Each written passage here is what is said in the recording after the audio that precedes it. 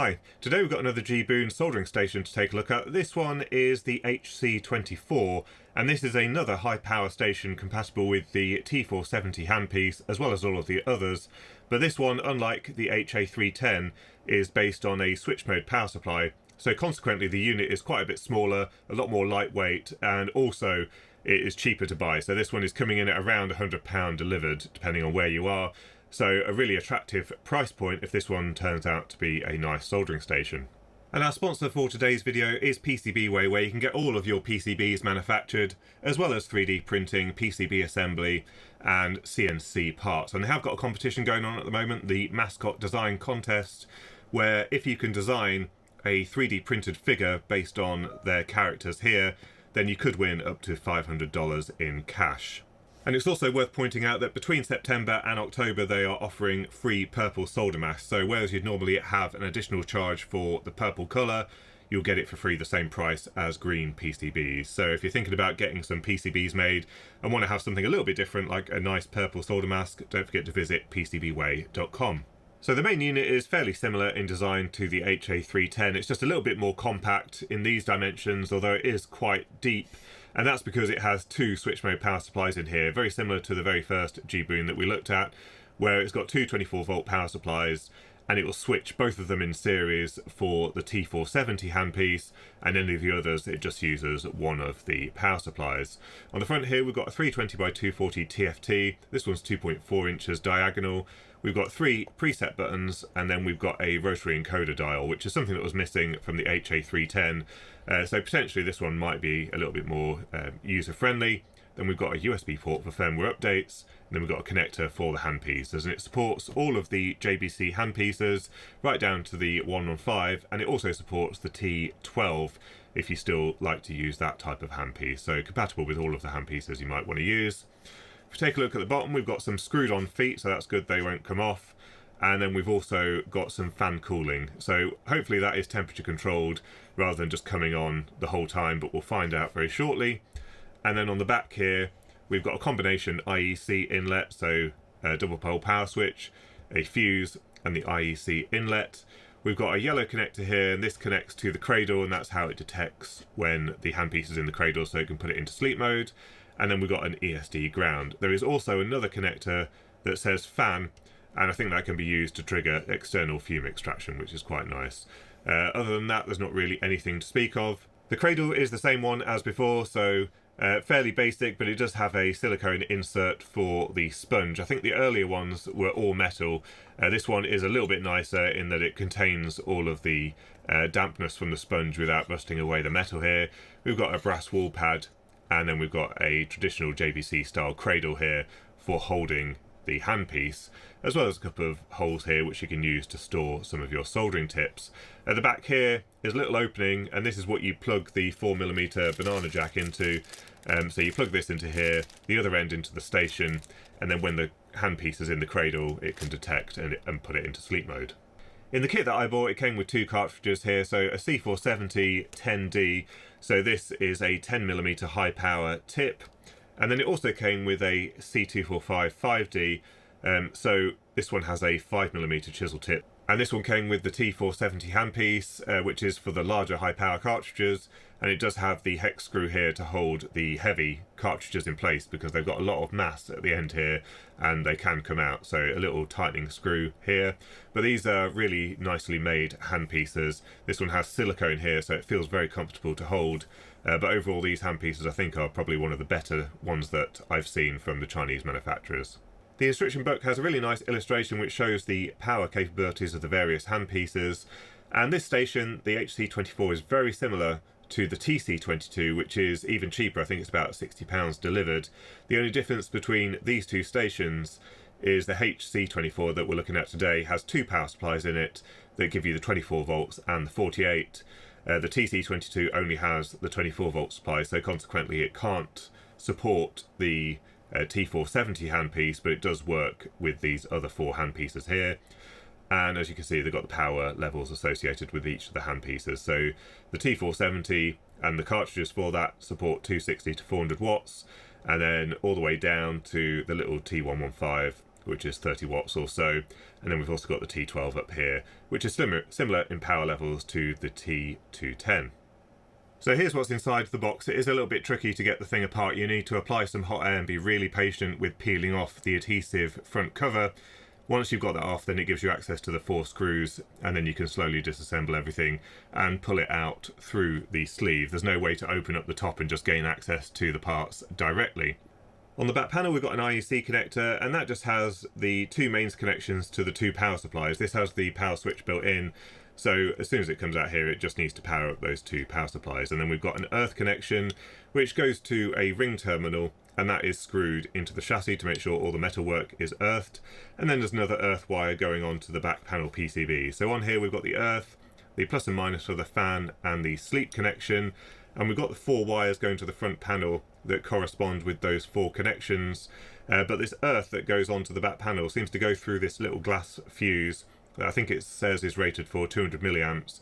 And then that goes to the earth connection on this wire here, and also to this earth here.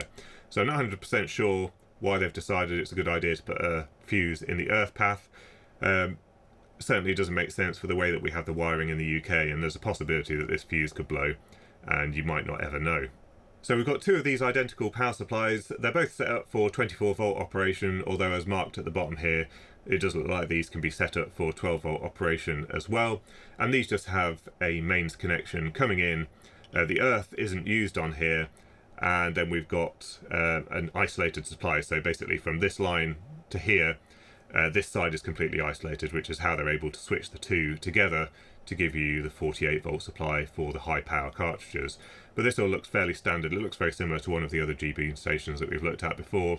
No real great concerns here, and even though this doesn't have an actual earth connection over here, it should be fine. It's set up as it would do for a standard class 2 switch mode power supply.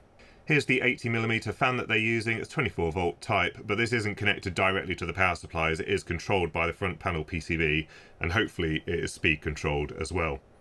Here's the front PCB, and the 2 outputs from the power supply come to the inputs over here, right next to the relay, so you can switch in the second power supply to give you the 48 volt supply. And then right next to the relay, we've got the switching MOSFET, and then that provides the power. There's some vias, as you can see here, it routes across to here, through this current shunt, and then straight onto the connector for the soldering iron. So really tight current loops over here. But this is much simpler than the HA310 because we're switching DC. These are DC switch mode power supplies, obviously, and so we only need the single switching MOSFET. We can read current just with a standard current shunt, and then it looks like it goes over here for the amplifiers. And so this is a lot simpler than switching the AC waveform. We don't have to do any zero crossing detection or anything like that. We can just do the switching frequency at whatever's suitable for the microcontroller and this switching MOSFET. And then we've just got, as I said, the amplifier for the thermocouple, amplifier for the current measurement. There'll be a voltage divider network as well, so the microcontroller can calculate power. We've got a GigaDevices 32-bit ARM processor over here, and then we just got some power supplies, so much more simple than the AC system. Let's take a look at the user interface. It should be pretty similar to the HA310. And it's powered up. It says it's sleeping at 160 degrees C. We'll take the handpiece out of the cradle, and that should start heating it up fully. So 362 watts at the top there, and then it's reached the set point. Now that fan has come on at full power, so it is pretty noisy. I would take from that that it is load controlled, or at least temperature controlled in some way. Must be when it's heating over a certain power it turns on the fan, but I would have hoped it would have speed control. I guess we'll find that out. But we can adjust the temperature by turning the dial. So this is potentially a little bit more user-friendly than the up-down buttons on the HA310. So we can just turn the dial and adjust the temperature up and down. Or we can use the presets at the bottom here, so 260, 310 or 350. And in the menu, we can set those directly. It's also detected that we've got a C470 cartridge in here. We will test it with the 245 cartridges we were talking about before. But let's have a look at the menu. So we hold down the rotary encoder, and that takes us into the menu. So we've got the station menu, and it's got the min and max temperatures just so that you don't accidentally set it too high for your application or too low. We can also choose the step size, so when we were turning the encoder it was going up in 5-degree steps. We can change that right down to 1 degree should we wish to, but 5 should be more than adequate.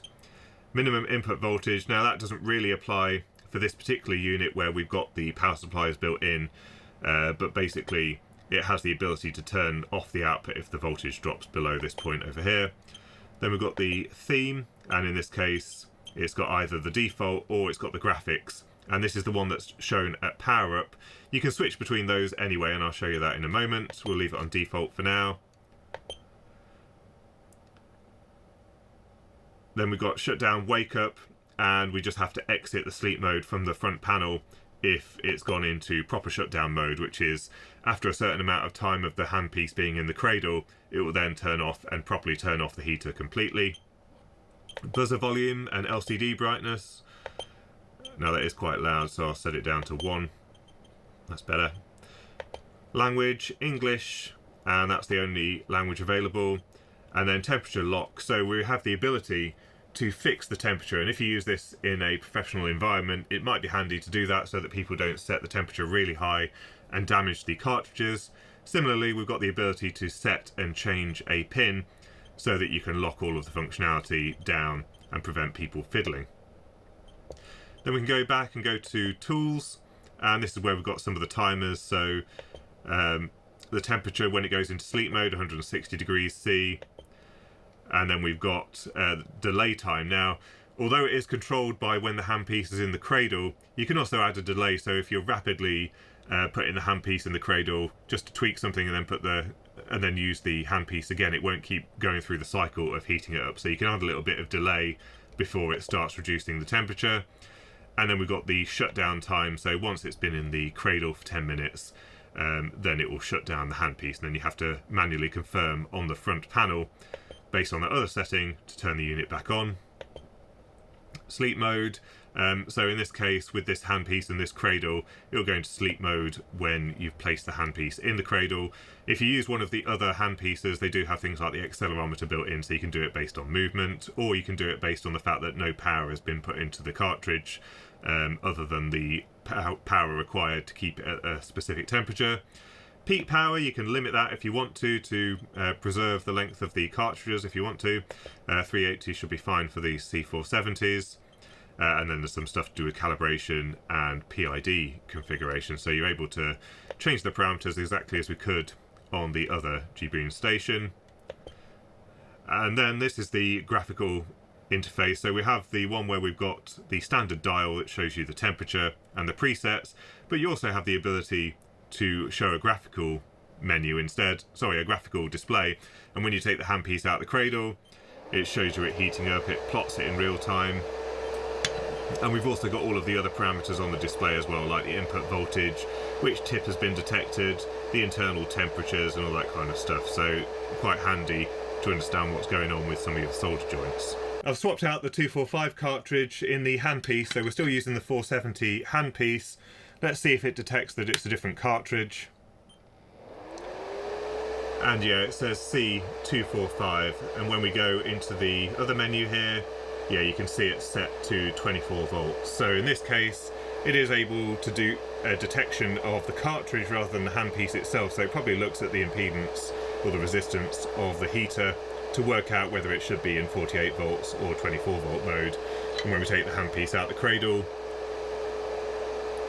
you saw some high peak powers there, and then it settles pretty quickly. It shows you the tip resistance is about 2.6 ohms or so. So yeah, that seems to work really nicely. Okay, let's do a quick check on the calibration. So we'll set it to 310 to start off with. Now that fan is really quite loud.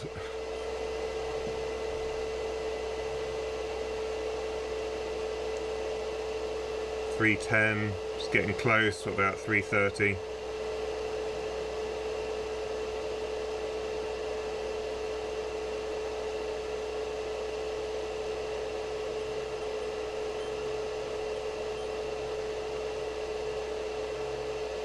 Yeah, overall the calibration looks pretty good. But that fan is really noisy. It's a shame it's not speed control, it just seems to be on or off, so maybe I'll be taking this apart and either choosing a fan that's less noisy or slowing it down slightly. We'll also just check for any leakage voltage on the tip, so we'll take it out here. I've got one probe of the multimeter attached to mains earth, and on DC we've got basically no leakage, and on AC again nothing there. So we haven't got any problems there like we've seen on previous stations like the Ixon. Now I was just thinking about the fan control, and it looks like there is a newer version of firmware available. We're currently on 1.25, but I've just seen that 1.27 is available, so let's see if we can update that. So to update the firmware, we disconnect all the cables, including the mains connection, and we just plug in a USB cable into a PC. That powers it up, and it says USB on. Once you've plugged in the soldering station to the PC, it gives you a USB drive, Geeboon-MSD, and if we have a look at the firmware update notes, it does say it improves the fan control logic, also some algorithm changes and also some settings for the C210 cartridges. So we just simply copy across the binary file, and if we look on the front here, it just shows the binary being updated, update success, and then it says unplug USB. So we'll unplug the USB lead, and then we can connect everything back up. So let's power it on and see if that's made any change.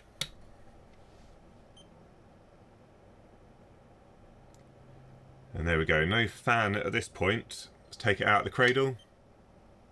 Well, it certainly stopped it making noise every time the cartridge heats up. Let's try it with the larger C470 cartridge.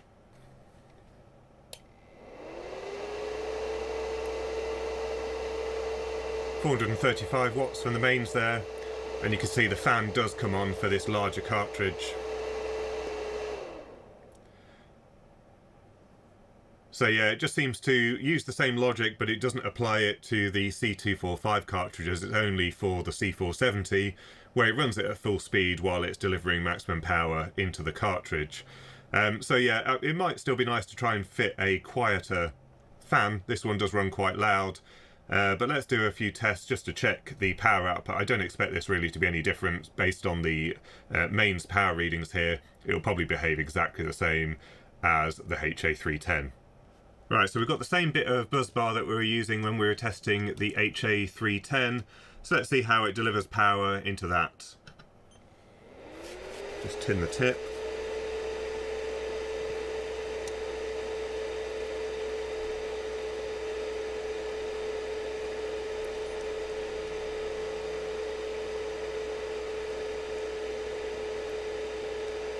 And yeah, it just melts the solder pretty effortlessly onto that solid piece of copper. Got a 2p coin as well.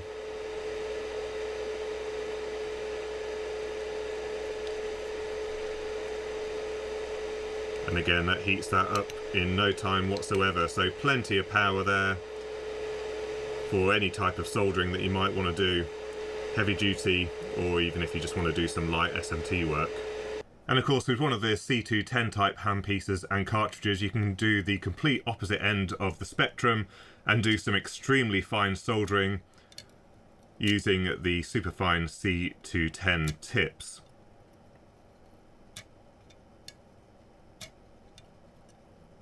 So I probably won't do any more soldering in this video. It does seem to be behaving exactly the same as the HA310. And the HA310, if I remember correctly, was coming in at about £200 delivered, and it's quite a bulky unit, very heavyweight, but no fan cooling, so it's completely silent. This one is a little bit of a compromise, but you only need the one version, especially if you want to travel with it, take it to a different country. It works on 110 volts and 230 volts. It is a lot lighter, so the shipping is a little bit cheaper as well. But the main complaint that I have with this is just the fan just seems a little bit too loud. It would have been nice if they had some PWM control of the fan speed, because I suspect it really doesn't need to run at that kind of power level to keep those power supplies cool. Now, with the latest firmware update, obviously the fan doesn't come on for any of the handpieces other than the C470. So for many, it might be a pretty rare occurrence where you need to use that kind of power level.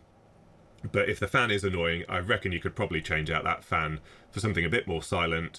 Or if you really are soldering day in, day out at high power, you might want to think about just getting the linear transformer version that is completely silent. And then there is another version, so this is the one that I ordered and I reviewed today, £93 plus £20 shipping to the UK. It does arrive very quickly. I think it arrived in about 3 or 4 days. There is another version which has the additional 210 handpiece and a couple of extra cartridges, just £10 more. And then there is a cheaper version. Let me know in the comments if you'd like me to get hold of this one and do a review of this one as well, the TC22. Again, it's a very similar soldering station. This one just doesn't support the C470, but is really attractive in price. This one is available with all the different variations of other handpieces. So there's the 115 coming in at £53. There's a version with the 210. There's a version also with the 245 handpiece, £56, with a nicer cradle as well. So various versions available. But this is really quite an attractive proposition for many people starting out in soldering at kind of £50 to £60 plus a bit of shipping. This will do some professional level soldering. So this is a really nice unit. This particular one is more compact. It doesn't have the dual power supplies, and it also doesn't have any fan cooling. So this one would be silent as well. So if you don't need that high power capability, then this one might be quite a good option. Again, let me know if you want me to review that particular soldering station. I think that one might be quite a winner compared to all of the other stations that we've looked at in the past. That one is a really attractive price point. And as we've seen from these Geeboon stations so far, they do seem to be built really quite nicely, and I haven't really got any complaints about the electrical safety either. So I think these are a pretty good option. Let me know your thoughts in the comment section down below. Don't forget to visit our sponsor for this video, PCBWay. And until next time, thanks for watching.